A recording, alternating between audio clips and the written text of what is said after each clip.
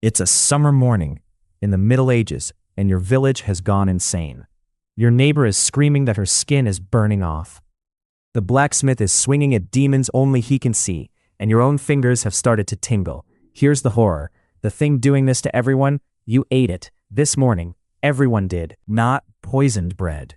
Not cursed bread. The regular, honest, daily loaf. They called this nightmare St. Anthony's fire, and for centuries, nobody could catch the culprit, because if you'd been born almost anywhere in the last few thousand years, bread wasn't a side dish. It was up to 3/4 of everything you ate. You'd have bet your life on it 3 times a day. So tonight, you're eating medieval. One ordinary family's real menu. The same bowl 10,000 times. Beer at breakfast, a class system baked into the bread. A roast peacock attending its own funeral. 24-hour takeaway in the year 1174. And a plot twist at the end. How the miserable peasant menu quietly beat the kings. Grab a spoon. It's the only utensil you're getting. Meet Watt. It's the year 1325, and he farms strips of someone else's field in an English village, which sounds bleak, but by the standards of the time, Watt is doing fine. He has a cottage, a wife, 3 kids, and a cow with a name he refuses to explain. Today, you eat everything Watt eats. Want to write down the menu? Dawn. Work starts with the light, so breakfast is whatever survives being eaten while walking. A fist of yesterday's bread, maybe a lump of cheese, washed down with weak ale. Yes, ale. At sunrise. Even for the kids. Hold that thought. I promise the beer thing is not what you've heard. By mid-morning, you've already done 5 hours of actual physical labor. Plowing, hauling, digging. So the main meal of the day lands at what your calendar calls brunch. And it's the dish that defines the entire Middle Ages. It isn't a roast. It isn't a feast. It's a bowl. Pottage. A thick simmered stew of oats or barley, peas, beans, onions, leeks, cabbage, whatever the garden coughed up that week. And on a good week, a hopeful little cube of bacon. Every family had it. Every day, it hung over the fire in one pot, and it was, without exaggeration, the national dish of survival. And that pot barely left the fire. Tomorrow, Mabel tops it up with more peas, more leeks, more water, and yesterday's stew becomes today's stew. You'll hear legends of taverns keeping one stew going for years. That's probably tavern talk. But a pottage rolling on for days? Completely normal. Somewhere in that pot, there may be a pea older than the youngest child. Now, zoom out. Because here's the number that rewires your brain. Watt will eat pottage tomorrow. And the day after. He'll eat somewhere north of 10,000 bowls of it in his lifetime. You know that colleague who's eaten the same lunch every day for a decade, and everyone thinks it's hilarious? Not weird. Protein came from what the era beautifully called the white meats. And no, that's not chicken. It meant dairy, milk, curds, and cheese. Some of it aged so hard it had to be attacked rather than sliced. Actual meat was a special occasion. The autumn pig had to whisper its way through a whole year of pottage, one salty cube at a time. Supper is a rerun. Bread, cheese, maybe the pot again. Eaten at dusk, because when the light goes, the day goes. And that's it. That's the menu. Bread, ale, pottage, cheese. Repeat until further notice. Which raises the obvious question, if the food was this repetitive, why was the bread the thing that could kill you? Because bread in the Middle Ages wasn't just food, it was an ID card you could chew. One glance at your loaf told a stranger your entire social position. Not your clothes, not your accent, your crumb. At the top, pain de main, soft, white, sieved wheat flour, strictly for lords and bishops. Below that, maslin, a wheat rye blend for people doing okay. Below that, rye, then barley and oats. And at the very bottom, a real product called horse bread, beans and bran baked for actual horses, which in a bad year, humans bought for themselves. And the bread multitasked. Rich tables used trenchers, thick slabs of days-old bread that worked as plates. Your roast arrived on bread, the gravy soaked in.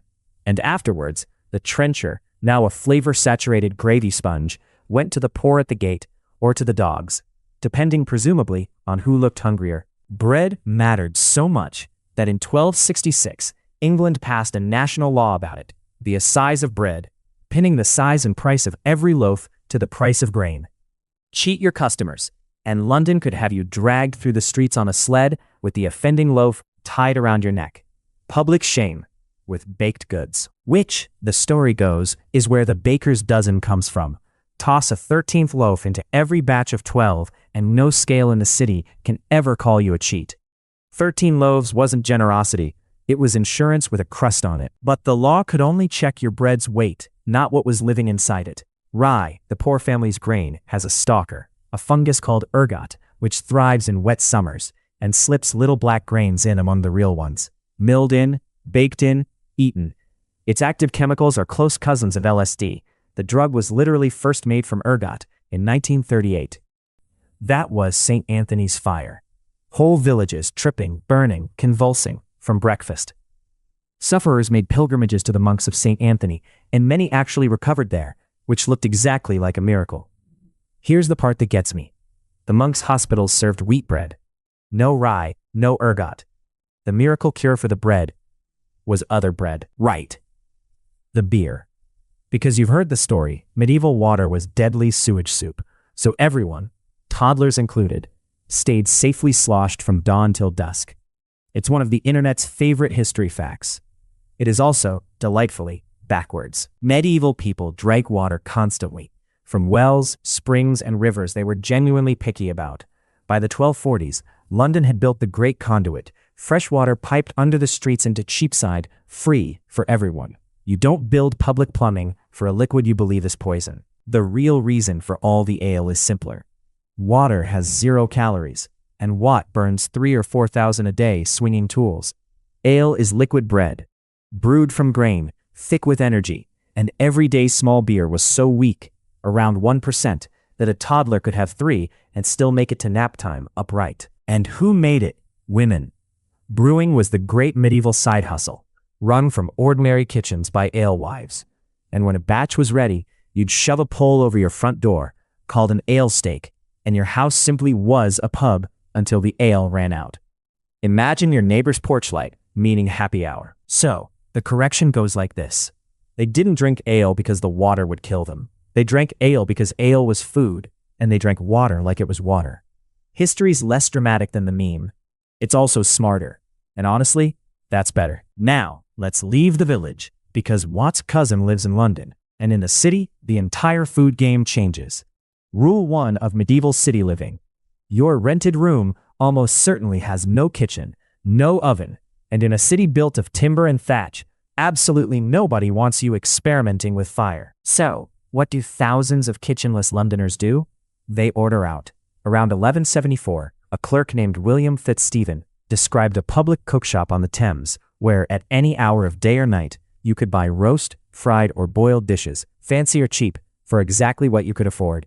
That's a 24-hour takeaway. 8.5 centuries before the apps. This wasn't a novelty, it was infrastructure.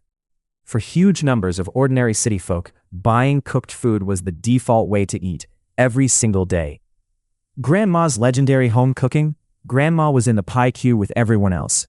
The home-cooked meal as the sacred human baseline. In cities, that's often the newer invention. One poem from the era records the street sellers shouting their menus at you. Hot sheep's feet, ribs of beef, hot peas gods, that's peas in the pod. And everywhere, the king of medieval street food, the pie. Its thick crust was called a coffin, a sturdy baked box you often didn't even eat. Quality control? Ferocious. London cooks caught selling reheated or rotten pies could be locked in the pillory while their own merchandise was burned right under their nose. That is a genuine recorded punishment. A 1-star review? You had to smell. So no, fast food isn't a modern invention. Neither is the aggressive marketing or the dodgy vendor or the late-night regret. Humanity has always been hungry, busy, and deeply unwilling to cook. The only genuinely new inventions are the cardboard and the app. Meanwhile, a few streets away, food is doing a completely different job. Meet Lord Odo. Odo is not hungry. Odo has never been hungry. For Odo, dinner isn't fuel, it's a scoreboard. And in the Middle Ages, nothing said "I win" quite like spices. The prices were absurd, and everyone knew it. That was the point. A pound of ginger cost roughly a sheep, a pound of saffron roughly a horse. At times it traded above its weight in gold. Pepper was so reliably valuable that rent could be paid in peppercorns, which is why a token payment is still called a peppercorn rent today. Which brings us to the internet's other favorite myth. They used spices to hide rotting meat. Think about that for 4 seconds. If you can afford saffron at gold prices, you can afford a fresh cow. Nobody buys a Rolex to cover a rash. Spices went on the best meat.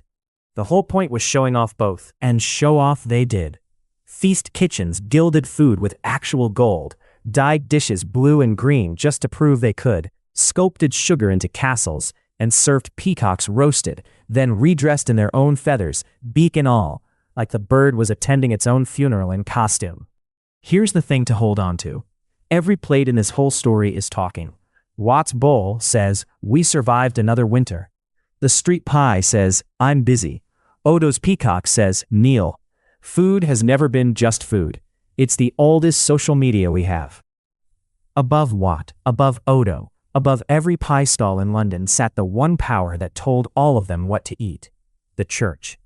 Fast days, no meat allowed, covered every Friday and Saturday, all of Lent, all of Advent, and more. Stack them up, and in a strict year, nearly half the calendar had rules on it, which is why medieval Europe ran on fish at industrial scale.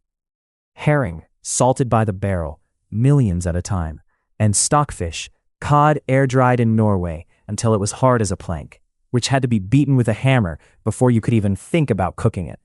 Dinner you had to physically defeat first. Naturally, humans immediately went looking for loopholes. Church logic ruled that the beaver, scaly tail, lives in water, counted as fish. Barnacle geese were said to hatch from barnacles, so seafood, obviously. That one got so popular that in 1215 the Pope himself had to step in and rule, the goose is a bird. The most creative players were the professionals. Monks lived under rules of holy austerity, and monastery account books groaned with lampreys, spiced wine, and butter. When archaeologists dug up English monastery cemeteries, a bone condition linked to obesity showed up several times more often in the monks than in the ordinary poor buried outside the walls. The fasting was, let's say, administrative. For Brother Osbert, the food calendar was a puzzle to be gamed. But for Watt, the calendar had a season the rules never mentioned out loud, one that arrived every single year, in spring, right on schedule. And this is where our story gets dark, for a while. They called late spring the hungry gap. Last autumn's grain is running out. The fields are green, beautiful, mockingly green, but nothing is ripe for months. Every peasant family walked a tightrope between the old harvest and the new one, every year, forever. In 1315, the rain came and didn't stop. The harvest drowned. Then the next one failed. Then the next. In some markets, grain hit 8 times its old price. This wasn't a bad month. It was 3 years, and it fell on people whose entire system was built to survive exactly one. How bad was it? In 1315, the King of England himself, Edward II, stopped at St. Albans, and there was no bread to be bought for his court. The chroniclers wrote it down in flat disbelief. The king, no bread. If money couldn't find a loaf, what exactly was money for? Across northern Europe, the Great Famine killed perhaps 1 person in 10. Families ate the seed grain they needed for next year, borrowing from a future they might not reach. They ate the plow oxen. The pot still hung over Watt's fire every evening, same as always.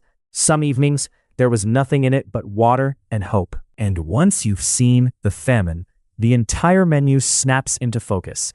The obsessive bread laws, the one pot that never left the fire, the church stores, the salted barrels, the same reliable bowl 10,000 times. None of it was a lack of imagination. All of it, every single boring bite, was armor. So let's come back to your table tonight, because this is where the whole story turns inside out.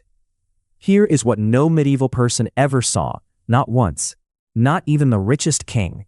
Potatoes, tomatoes, corn, chocolate, coffee, chilies, sugar, for most people, in any real amount.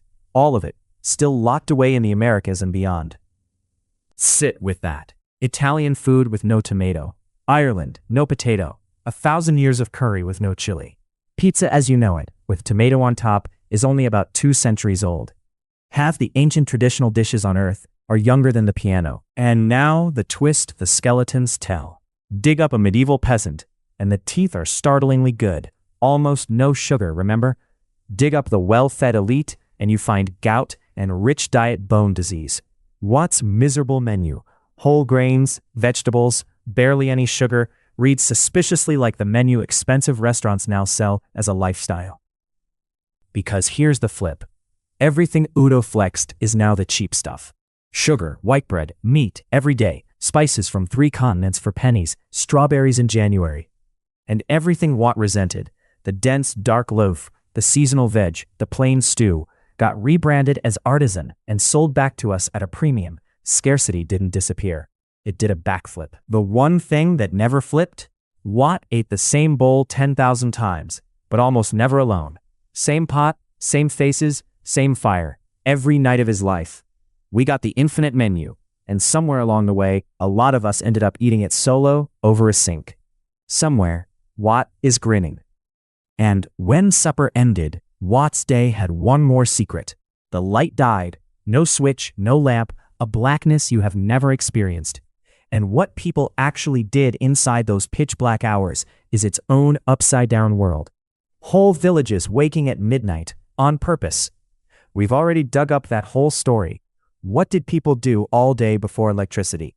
It's right here. Stickies saved you a seat by the fire.